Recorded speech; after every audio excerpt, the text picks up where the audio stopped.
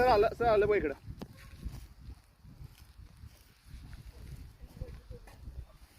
जागा नाही सर, जास्त जायला तिकडं. आता पळला.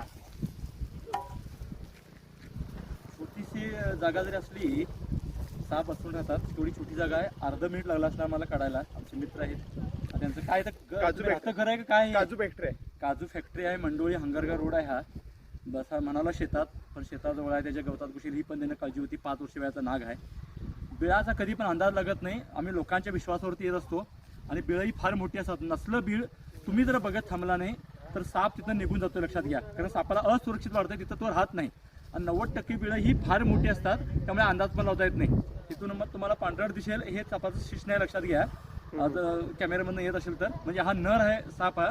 आणि जोपर्यंत जागा आहे तोपर्यंत जातात. मी जागा काढली की तो मला चावायला येण्यापेक्षा कधी कधी पणा करून जमलेले तुम्ही व्हिडिओ आमच्यात बघता, पण शक्य तर ते आपल्यापासून लांब जातात. तुम्हाला काम करताना खोदताना वगैरे अशी कुजळ लागू शकते, साप असू शकतात. तिथं चारा आहे, जनावरांचा स्टॉक आहे, त्याच्यात तो गेला असा ही त्यांना भीती होती. म्हणाला शेतात, पण काजू फॅक्टरी जवळ असल्यामुळे त्याला पकडावं लागलं आणि तो आरामात सापडला. त्यांना पण मारायचं नव्हतं म्हणून त्याने बोलवले आणि सरळ तो जेव्हा बाहेर काढला तो इथून निघून जायचा प्रयत्न करत होता. फणा जरी काढला नाही तरी हा मित्रांनो नाग आहे, लक्षात घ्या. हे बघा, असं काय केलं तर ते फणा काढतात. आता आम्ही सरळ त्याला माझ्या ह्या पिशवीत बंद पण करेन. साप स्वतःहून चवत नाही याच्यासाठी मी व्हिडिओ बनवतो. ही माहिती लोकांपर्यंत पोहोचणं फार गरजेचं आहे.